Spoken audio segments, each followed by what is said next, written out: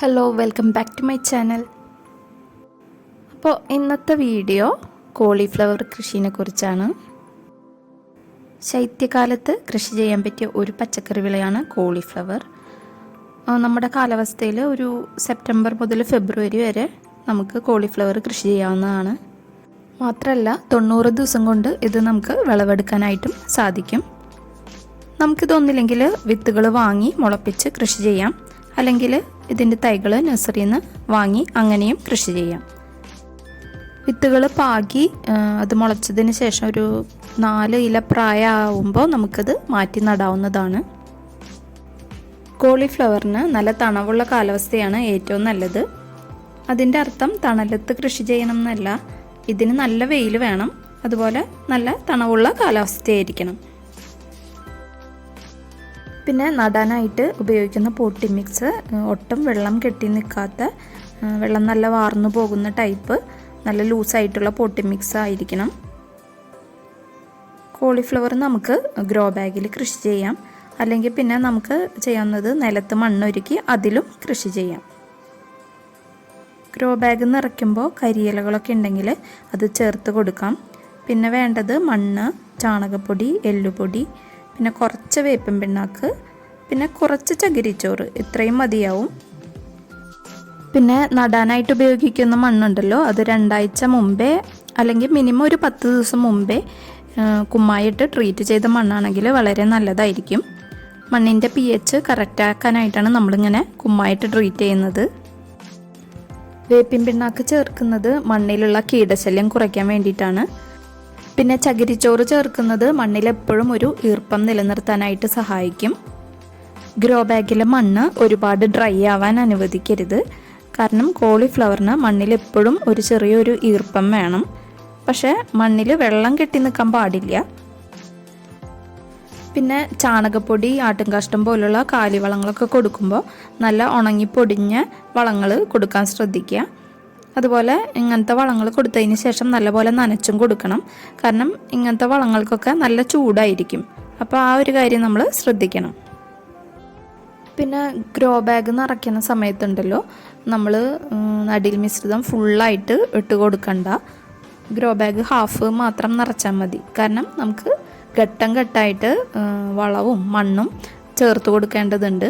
അതുകൊണ്ട് ഫുള്ളായിട്ട് നിറയ്ക്കണ്ട, അതൊന്ന് ശ്രദ്ധിക്കണം.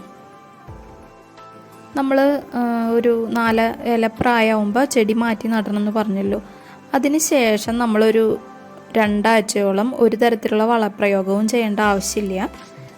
2 ആഴ്ചയ്ക്ക് ശേഷം നമുക്ക് കുറച്ച് ചാണകപ്പൊടി അല്ലെങ്കിൽ കമ്പോസ്റ്റ് ആയാലും മതി, അത് കുറച്ച് മണ്ണായിട്ട് മിക്സ് ചെയ്ത് ഇട്ട് കൊടുക്കാം. ഓരോ 15 ദിവസം കൂടുമ്പോഴും ഇങ്ങനെ വളപ്രയോഗം നടത്തണം.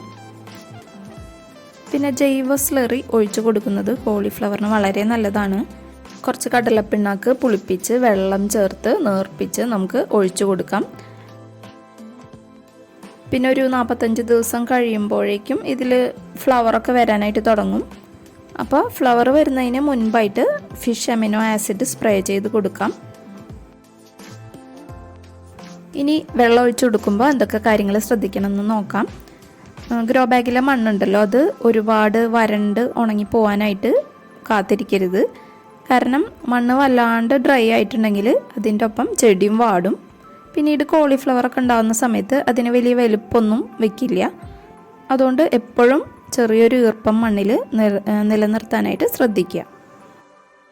നല്ല വെയിലത്ത് നിൽക്കുന്ന ചെടികളാണെങ്കിൽ നമുക്ക് കുറച്ച് കരിയിലയോ ശീമക്കൊന്നയുടെ ഇലയോ ഉപയോഗിച്ച് പൊതയിട്ട് കൊടുക്കാവുന്നതാണ്. അതുപോലെ കോളിഫ്ലവർ ഉണ്ടാവാനായിട്ട് തുടങ്ങുന്ന സമയത്തുണ്ടല്ലോ, വെള്ളം ഒഴിക്കുമ്പോൾ അതിൻ്റെ ഫ്ലവറിലേക്ക് ആവാതെ ശ്രദ്ധിച്ച് വേണം ഒഴിക്കാനായിട്ട്. ഇനി ഇതിന് വരുന്ന കീടാക്രമണത്തെ തടയാനായിട്ട് എന്തൊക്കെ ചെയ്യാമെന്ന് നോക്കാം. എല്ലാ ആഴ്ചയിലും നമ്മൾ Neem oil soap solution spray ചെയ്ത് കൊടുക്കണം. പക്ഷേ ഫ്ലവർ ഉണ്ടാവാൻ തുടങ്ങില്ലേ, അതിന് ശേഷമൊക്കെ നമ്മൾ നീം ഓയിൽ സ്പ്രേ ചെയ്ത് കൊടുക്കുമ്പോൾ ഫ്ലവറിലേക്ക് ആവാതെ സൂക്ഷിക്കുക. ഫ്ലവറിലേക്ക് സ്പ്രേ ചെയ്യേണ്ട, ഇലകളിലേക്കും തണ്ടുകളിലേക്കും മാത്രം സ്പ്രേ ചെയ്ത് കൊടുക്കുക. പിന്നെ ഓരോ 2 ആഴ്ച കൂടുമ്പോഴും കുറച്ച് വെള്ളത്തിൽ സ്യൂഡോമോണസ് കുറച്ച് കലക്കിയിട്ട് ഒഴിച്ചു കൊടുത്താൽ വാട്ടർ രോഗമൊന്നുമില്ലാതെ ചെടി നന്നായിട്ട് വളരുന്നതായിരിക്കും. പിന്നെ കണ്ടുവരുന്നത് പുഴുക്കളുടെ ശല്യമാണ്. അപ്പോൾ നമ്മൾ എന്നും ചെടീനെ അടുത്ത് പോയി ഒന്ന് നിരീക്ഷിക്കുക. അപ്പോൾ ചെടിയുടെ ഇലകളുടെയൊക്കെ അടിവശത്തായിട്ടായിരിക്കും മിക്കവാറും പുഴുക്കളൊക്കെ വന്നിരിക്കുക. അപ്പോൾ അങ്ങനെ വല്ലതും കാണുകയാണെങ്കിൽ നമുക്ക് അപ്പോൾ തന്നെ കൈയോടെ പിടിച്ച് അതിനെ നശിപ്പിച്ച് കളയാം.